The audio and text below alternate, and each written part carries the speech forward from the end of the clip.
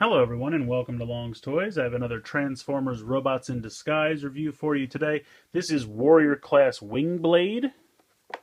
Now there was a previous Windblade figure in the Transformers Generations line, and this is a new mold. I believe it's just kind of the same character, or at least a Robots in Disguise version of that character. But the alt mode is very similar, but it is a different mold from the Generations line. Taking a look at the back, not a whole lot going on. Transformation instructions, robot mode, plane mode, shows how she can work with some of these Minicon weaponizers, which I have to say I've been finding Robots in Disguise Warrior class figures, but I haven't really seen any new Minicon packs, which I just kind of thought about, and I haven't really been seeing anything like that. So I don't know if they were coming out and aren't coming out, or if they just aren't showing up yet. I guess time will tell. But in any case, we'll get Windblade. I always say Wingblade, and that's not right. It's Windblade out of the packaging, and we'll take a closer look. All right, so taking a look at Windblade out of her packaging here. The upper torso and the arms and everything is a lot of this kind of magenta color. The legs have the kind of dark bluish gray and some black, as well as a darker burgundy color and some blue. So I do like that at least it's broken up, but it seems like a kind of large discrepancy, almost like the legs are kind of a part of a different figure. I guess I kind of would have liked, while it is a lot of burgundy, I feel like at least if they had this, the colors that break it up, I feel like maybe they should have had the burgundy down here too, so that way it's kind of unified while having the darker colors break it up. But I don't know. Overall, it still looks pretty good. I'm not going to say it's bad. Fair amount of plain kibble here on the back. Not terrible. I think it works the way it definitely doesn't hinder any of her articulation. There's a ball joint here in the shoulder, and all the joints on mine are fairly tight. I don't know if that's kind of universal or not, but then she has a bicep swivel here, which is really tight on mine, and then a 90-degree bend in the elbow, which again, all of my joints are really tight. I'm really hoping I'm not breaking anything. I don't think so, but it's very hard to move them around. Then she has a waist swivel here, ball joint in the hip, thigh swivel, pretty much 90 degrees in the knee, and then the ankle moves a little bit, but that's mostly for the transformation. But you can move it a little bit if you like. Taking a closer look here at the face sculpt, I think they did a nice job with that. Nice paint. The white and the blue look good. She does come with this little hair clip accessory, which there's a hole just on the back of her head. So you just take this kind of larger peg and you just go down on to the base of her head here, and it just kind of pegs right in. And then you can see she has the extra kind of comb piece in the back. So I like that a lot. It's a pop of color. It looks good. Gives her head a little bit more detail, so I like that a lot. The other accessory that she comes with is just like the Generations toy. She has this large sword in the sheath, so you can take that out. It's kind of a bummer that it's just a solid black. The Generations toy had kind of a almost translucent pink blade that kind of got a little bit more translucent as it went. This just seems a little bit cheap to me with just a solid black blade. Go ahead and pop it in her hand. It's a little weird the way she holds it. It almost doesn't want to stay in there. But you can see there's kind of a, well, let me get closer so you can see. There's kind of a little bit of a lip there. And you kind of just need to make sure you get it in that, because if you try to do the outer part of the fingers, it's going to fall out. But once she's holding it, it does look good and she can hold it. The sheath has these tabs on the side, and she has these little slits on her hips. So you can go ahead and peg this into that. Sometimes it's a little difficult because there's this large peg here and it kind of tends to get in the way of her wings on the back. But you can get it on there. And then you can put this in the sheath. Just like that. So that's kind of cool, but it kind of is huge and bulky on the side there. I almost kind of would have liked it better if they could have found a way for it to clip on the back or something like that, or maybe have the sword somehow fit into this piece that's already there. Not a big deal, just that would have been my kind of personal preference. I've always been kind of a fan of having the sword on the back. I just think that aesthetic looks better. But yeah, overall, the decent paint apps here. I like the robot mode for Windblade. Like I said, I'm just really worried about these joints. I don't know why they're so tight. Oh, I'm sorry, the head's also on a ball joint. I forgot to mention that as well. But overall, I think she looks good. I like the robot mode. I don't know, maybe just a little bit less with the joints, but again, it might just be mine. Not all of them might be this tight, so.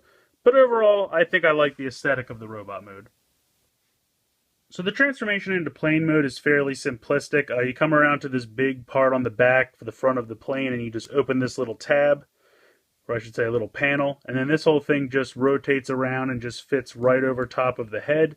You can kind of bring the arms down a little bit, just kind of straighten this stuff out, and then that's just going to come down, and then this panel is just going to close over top of the head just like that. You're going to rotate the waist 180 degrees. I'm just going to put the arms off to the side for now. You can rotate this piece up just to get it out of the way, and then you're just going to kind of fold the legs in on themselves like that. Oh, I'm sorry. Before you do that, you have to rotate the feet all the way down as far as they'll go. And then you can rotate these in. So make sure you repeat that with the other leg. Rotate that in, and then they will peg together down here. Then you can just kind of fold the wings down at that point. You can see the tabs here on the forearms, the inside of the forearms. That's going to peg into the same slits where we pegged the scabbard or sheath for the blade earlier. So they're just going to peg in there like that. And then you're literally just going to fold this piece down. You can see the slit here. That's going to be for the back fin. So you literally just fold that down. And that's it. That's the plane mode. It's kind of satisfying to be able to transform back and forth fairly quickly. I like that a lot. With the rotators here, or the fans, you can rotate these around. So if you'd like to have it so that they're like this if she's going forward, or down if she's hovering, I think that's a nice little feature that they included. The giant sheath can connect. There's a little spot for it right here where it wants you to peg it in like this, so that she just kind of carries it here underneath. It's not the best. It's not terrible. It kind of works, and it almost feels like it could stand, but it can't really. If you could maybe get the weight to distribute correctly. But for some reason mine wants to lean to the side and fall over. I'm not really sure. But the other thing you can do is, you can see there's a hole up here in the front, so you could peg it in there as well if you wanted her to look like she just had a giant cannon on the front. But that looks absolutely ridiculous. So as you can see here, a little bit of silver on the nose cone. I'm not really sure why mine kind of has this slit. I guess it's just because of the way the pieces are assembled. But that's kind of a bummer because it's real noticeable. But nothing I can really do about that. Underneath, not a lot of robot kibble, just kind of the arms are just hanging out there. Otherwise, I think it looks pretty good. I kind of wish that these had a way to kind of snap in, because for some reason when I'm holding it, they keep wanting to pop out. But I guess if I just hold it a different way, it's not a problem. So overall, I think it's a pretty good plane mode. I like the fact that it's a simple transformation. I kind of wish there was a better place to store this, but I mean, this thing is just so gigantic and out of place in the vehicle mode that you kind of just want to put it off to the side anyway and just deal with it like this.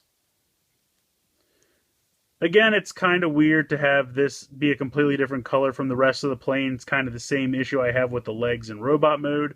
It just kind of seems like this whole back section just doesn't kind of fit with this whole front section.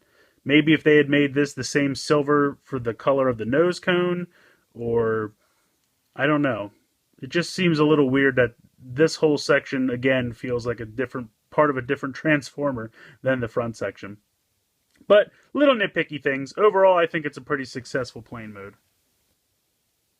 So ultimately, I think I like Windblade. I mean, I can't help but compare it to the Generations mold of the same character because they are very similar. And there are definitely pros and cons to each. I think the Generations mode has a more cohesive color scheme, and the accessory of the sword with the Generations mold I definitely think is better. But with this one, I really like the simplicity of the transformation. With the Ridline, it's kind of fun to be able to transform them back and forth, especially for kids who are playing with these in real time. It's fun to be able to transform back and forth very quickly, because that's kind of the whole point of Transformers. When the transformations get overly complicated, I do think it loses some of its play value. So for collectors, you probably would want to stick with the Windblade from the Generations line. But I think for kids, I think this is going to be a more successful representation of the character because it's a lot easier to play with and has a much easier transformation. And kids don't mind as much about color schemes or hues being off or things like that. So I definitely think it's a fun toy. And at the core, I think that's what it's supposed to be. If you're a collector, you're probably going to favor the Generations version of Windblade over this version, but that doesn't mean that there's, not charm or fun to be had with this toy. So let me know what you guys think in the comments below. I'd love to hear your opinions. Please like and share this video. Please subscribe if you haven't already. I hope you've enjoyed this look at Warrior Class Windblade from Transformers Robots in Disguise, and thanks for watching.